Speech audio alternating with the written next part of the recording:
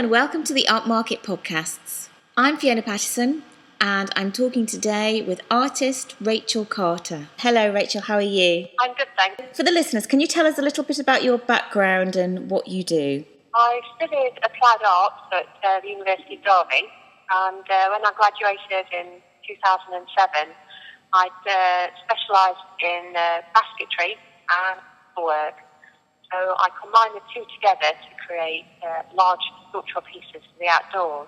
Since leaving university and developing that process even further, I am now working copper, cast bronze and willow. Was you always going to work big? I think it just developed on its own. I've always had a feel for large work. I find that working small is very restrictive, so I enjoy the sort of freedom that you get with working on a larger scale. To some people it might be a bit daunting. You seem to have embraced it. Oh yeah, definitely. So whereabouts are you based? I'm based in Nottinghamshire, just on the border actually between Derbyshire and Nottinghamshire. What would you say is your inspiration? I do find that the outdoors and nature has a whole wealth of things that can inspire you. You might see a shape in a tree, or particularly like how nature takes over old buildings and ruins as well. And you'll see a tree growing out of a roof somewhere, or the way something crumbles and nature takes it over. There's just so many shapes that you can feed into your work. So I think nature's the biggest inspiration. So when you're starting on a new piece, what do you do first? Do you sketch, or does the idea come first? Describe your process to us. It changes really from material to material. For instance, if I'm working in bronze, then I'll be weaving in wax. So I'm restricted on what sorts of shapes I can use because of the actual process. Willow's a little bit more freeing. I can sketch the idea, get the shape, and then have the frame welded up, and then I can start doing the weaving. So each material is quite different how you approach it, and the finish as well will be very different. So when did you first learn how to weave? It was something that we did in university as part of the degree. We was introduced to so many materials and processes, and basketry was just one of the modules that they offered.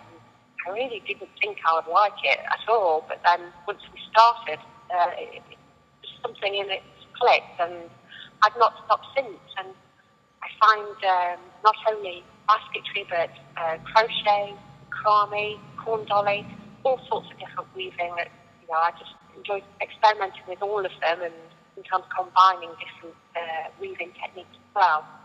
So which artists do you look to?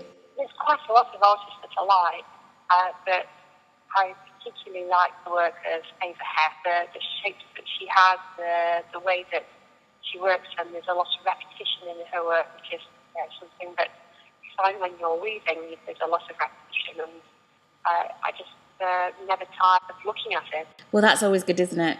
That's when you know that you've got a good artist. You never tire of looking. You're always kind of finding something new in their work. What comments have you had from customers? Well, the biggest thing for people is the tactile nature of my work. They just really enjoy being able to touch it, and I know that's not applicable to all art forms, and people don't want them to touch, but people do enjoy that with my work. So I often encourage people to when they're looking at my stand or seeing me on exhibition, to do touch, because a lot of it is in the feel, and so I think that's the thing that people enjoy. Well, one of the things that they enjoy the most.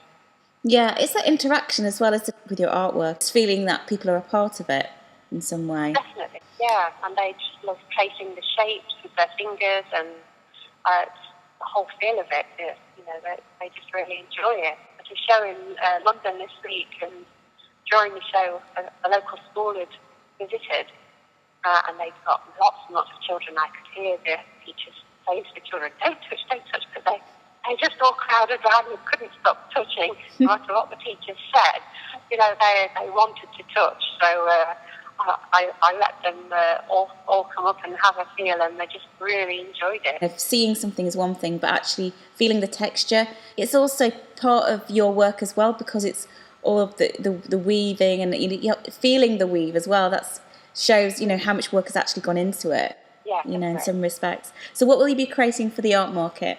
I'm going to be showing 3 different styles of work. And so I'm going to be showing a very large piece, which I've called Speckled Egg, and that's made out of synthetic cane, and it's actually been hand crocheted in a continuous length. So there's around 6,000 metres of cane gone into the Speckled Egg.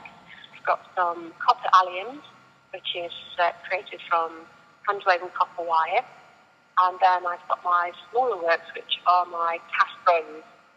So those I've woven them from wax, and then each individual wax piece has gone through the lost wax technique, transform it into bronze. Wow, sounds amazing. So what would you give any budding artist out there advice on? Just keep trying, and it's that passion there for creating work. You've just got to embrace it and keep going. There's always going to be disasters in your work. I've had many, but I think you learn more from overcoming a disaster and finding a way around something. So just keep trying, keep at it. Yes, because it's the problem solving, isn't it, as an artist, that you're forever going through, but it leads into other things as well. So it's a good adventure. What day are you going to be actually at the art market? I'm going to be there on the first weekend. Thank you very much for talking to me. It's been great. I've learnt a lot. Thank you. No problem. Thank you. If you would like more information on the art markets, go to www.artmarkets.co.uk. The art market is on the 22nd of November, 8 p.m. till 10 p.m. late night shopping, and on the 23rd of November, 10 a.m. to 4 p.m. Then on the following weekend, the 29th of November, late night shopping, 8 p.m. till 10 p.m. and on the 30th of November, 10 a.m. to 4 p.m. We look forward to seeing you all there. Thank you for listening.